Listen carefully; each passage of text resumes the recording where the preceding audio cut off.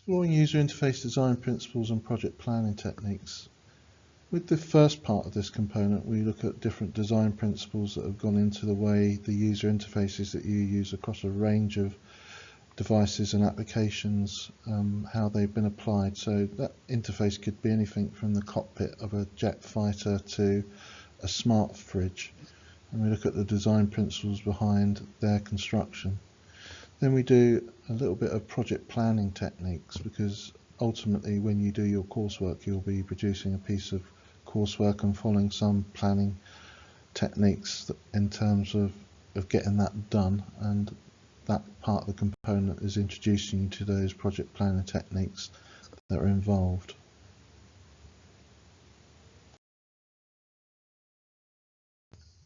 Collecting, presenting and interpreting data builds on the data science unit that you did in year 9. That takes that a little bit further, and we talk about how data is collected, how the nature of that collection affects the quality of the data, then how it gets presented, and we do quite an extensive look at ways in which you can use spreadsheet software to present data.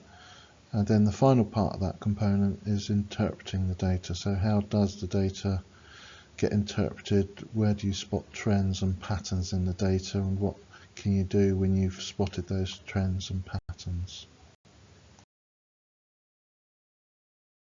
The third component is the theory component, which means there's no coursework involved, but there will be a terminal examination on the theory that is taught to you over the course of year 10 and 11.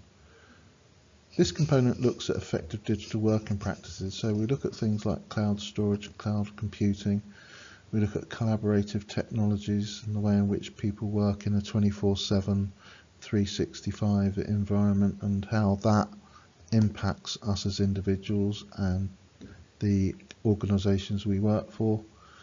We also look at cybersecurity, and again that builds on the cybersecurity unit you would have done in year 9. So we look at why systems are attacked and how those attacks can be mitigated against. We also talk about some of the legal protections that individuals and organisations have. The final part of this component is looking at how notation is used in ICT, and we look at things such as data flow diagrams, systems diagrams and flow charts. Components 1 and 2 are internally assessed. So what that means is that you'll have the theory talk to you about each component, and then you'll have a chance to practice doing an internal assessment for each of the components. During that period of the course you'll get feedback from your teacher about what you've done well on the assessment and what needs to be done to improve it. Then in the February to Easter period of both year 10 and 11 you'll do the actual assessment itself. During that time you won't get feedback on the assessment, which will be a separate task set by the exam board, but if you've done the practice exercises you'll have a good idea going into the actual assessment what it is you'll need to do, as the assessments themselves, although they're in different contexts, don't usually change in that much in terms of what is required from you. Once that's done, the internal assessment is marked by your teacher and moderated by the exam board. By the end of year 10 you'll have a pretty good idea of what grade you got for that part of the course.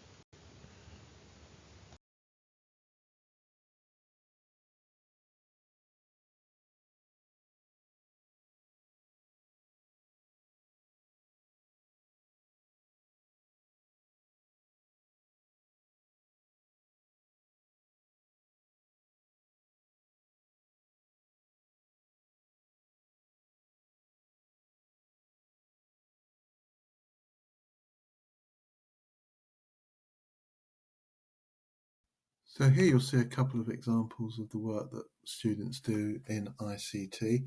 On the left you've got a screenshot of the app that somebody built for the football stadium.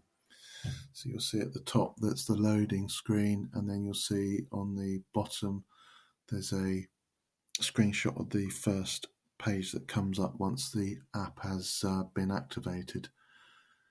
This is not all that happens with that element of the course. It's worth emphasising that there's some design documentation that goes before that, and there's some testing and evaluation documentation that goes after it. And in a similar way, on the right, you'll see a write-up of somebody's work for the second data modeling component. You'll see screenshots of the work that the student's done, and you'll see a little bit of commentary about what the student's writing about in terms of how they use that data to generate information.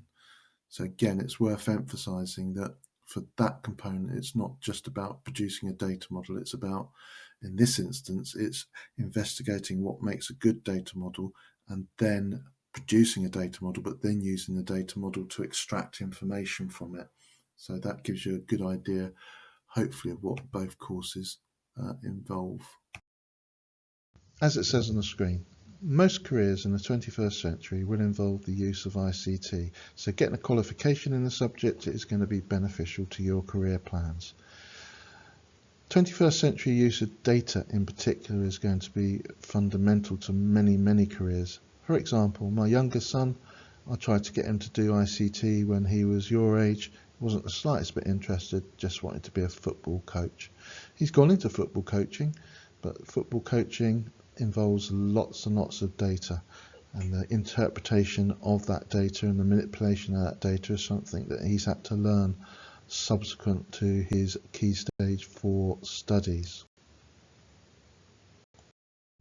In terms of further study, this course is a nice general introduction to the world of ICT, so you can follow on from this course and do a level 3 continuation, or you can choose some other aspect of ICT to branch out into.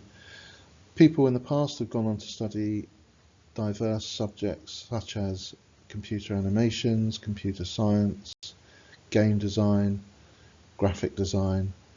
Anything that involves the use of ICT, in short, is well suited to further study after completion of this course. How is a BTEC course different from a GCSE course? Well, there's two fundamental differences.